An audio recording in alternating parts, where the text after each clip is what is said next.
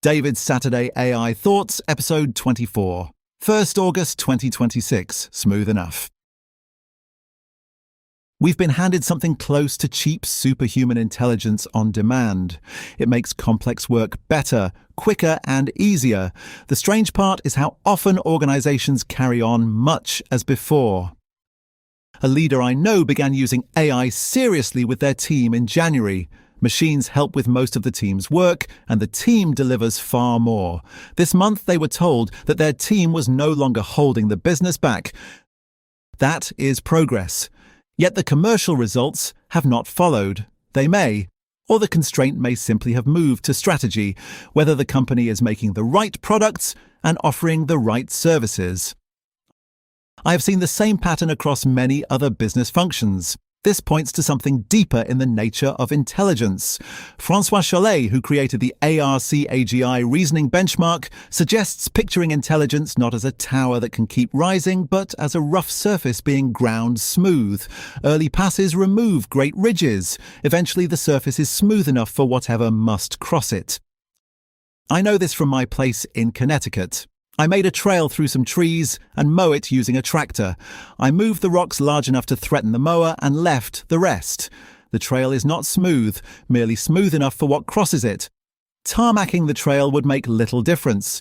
The tractor would still travel at tractor speed. A Grand Prix car would demand another standard, of course. The vehicle determines which imperfections matter. In a business, the decision is the vehicle. The analysis, code, and research around it form the surface. Many business decisions are tractors. They move slowly for reasons elsewhere: authority, attention, ownership, or risk appetite. Give a tractor pristine tarmac and it still arrives at tractor speed. An organization can sometimes cash an efficiency gain directly. Beyond that, it captures wider value only through the decisions and actions that intelligence changes. If the work supporting a consequential decision is too slow, expensive, or poor, smoothing can change everything. Once it is sufficient, the marginal effect falls sharply. I saw the whole curve at EMI Music.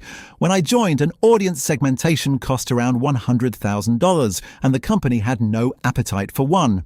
We created a way to do it for about half that. The first reduction crossed a threshold. The work happened. We then automated what we could and roughly halved the price again. That made it possible to run the work monthly across 30 countries, moving choices about audiences from instinct towards evidence. In the years since EMI, working in other businesses and for other clients, we have halved the cost of this kind of work another couple of times. Little changed. The previous version was already cheap and quick enough for every team able to use it. There were no more capable users to reach, and existing users had no capacity for more studies or decisions. The capacity to produce analysis kept scaling. Human capacity to use it did not. Research was no longer the constraint. Decision-making was. That is the shape of much AI adoption now. Work that took a week takes a morning. And the morning version is often better. That saves time, reduces cost, and frees capable people. All are worth having. But the task-level gain becomes the wider result leaders expect, only if it changes a consequential decision or action. More code does not create demand for a product nobody wants. More analysis does not resolve internal politics or an unwillingness to choose. So name the result you want. Then ask what would genuinely change if the supporting work became twice as good or took half the time. If the answer is not much, you're buying a smoother journey to the same place. That may be worth having, but it should be valued for what it is. For the leader I began with, the road may now be smooth enough. The harder task is deciding which products the firm should make and which services its clients actually need. The gift of abundant intelligence is real, as is its impact, but so is its limit. We may have mistaken an abundance of intelligence for an abundance of decisions. The machines can smooth the road. The organization still has to decide where to go.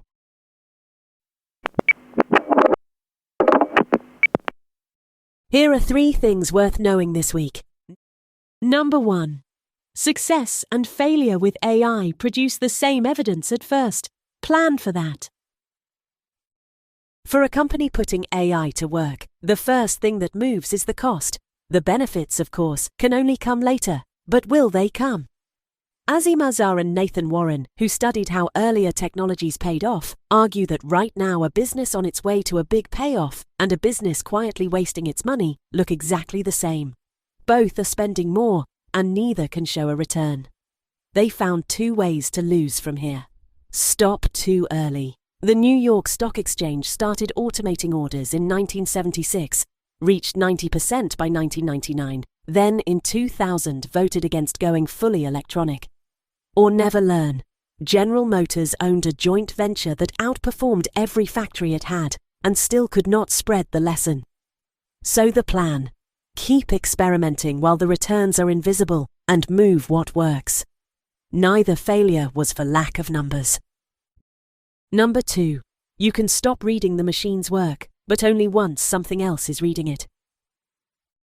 PwC, the accounting and consulting firm, published thought leadership on AI marred by AI hallucinations. A legislator in New Brunswick had read his prompt instructions aloud in the legislature weeks earlier. In both, the final human pass went missing, and PwC's entire product is the assurance that a human checked. Set that beside Instacart, the grocery delivery company. Chief Technology Officer Anirban Kundu says agents now write most of its code, and in 97% of cases the builders rarely read it, backed instead by around 7,000 automated evaluations a month and a reliability system he says catches over 90% of issues. Stopping reading your own output can be fine in some situations, but only after a lot of testing and validation has earned it. Instacart built the instrument first. PwC stopped with nothing in its place, which is how you end up named in the Financial Times. Number 3. Checking everything just became affordable. Sampling is now a choice, not a necessity. Every organization checks a sample and trusts the rest, and not from laziness. Checking everything cost more than the errors did. The framing comes from Akash Gupta, a product management writer. A large company receives around 1 million invoices a year, most for a couple of $100, and doing one properly means opening the contract, matching the purchase order, finding the bill of lading. Freehand, an invoice auditing startup, says it has recovered $260 million of baseless charges across more than 19 million invoices and raised $75 million on the strength of it. Gupta puts it in review costs. A person reads a non-disclosure agreement in 6.2 hours, a model in 11 seconds. Which findings do you sample because sampling is the right instrument, and which because it used to be expensive not to?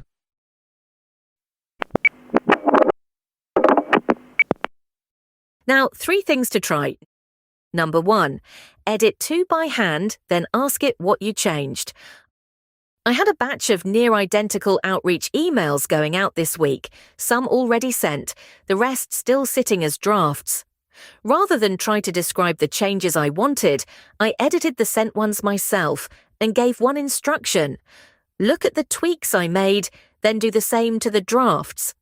The line doing the real work was 5 words long. Note the style changes also. I never had to explain my own style, which is just as well, because I couldn't have.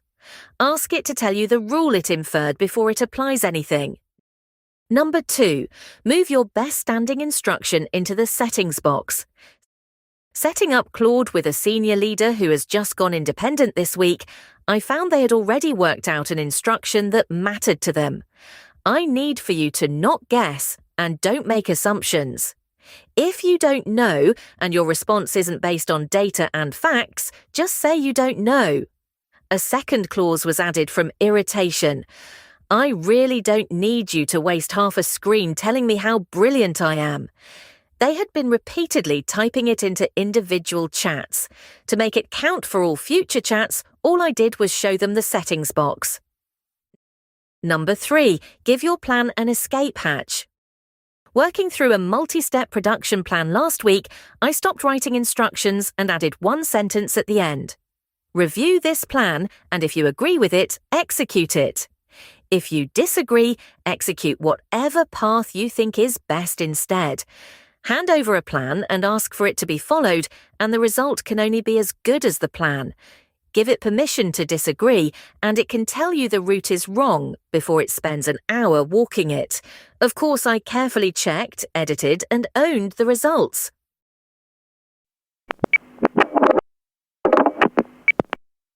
What readers said. A reader who works with a private equity client on sustainability says the environmental question now comes up in almost every conversation, which is exactly the conversation last week's workings page was built for.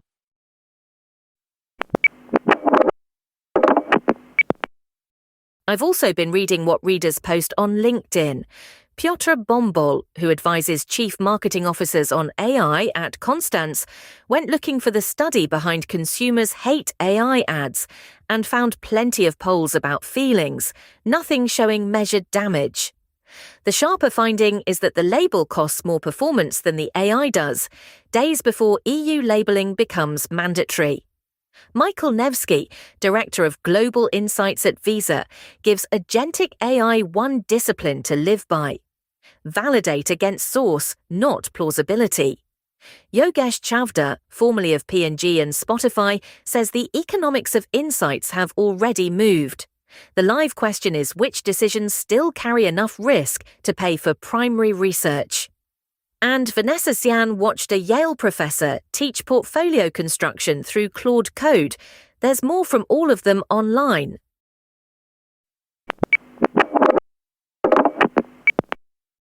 That's it for David's Saturday AI Thoughts this week. This is a faithful reading of the email edition, the full written version with all the links and sources, plus 14 bits that didn't fit, and the full community voices is at stedman.ai. Thanks for listening.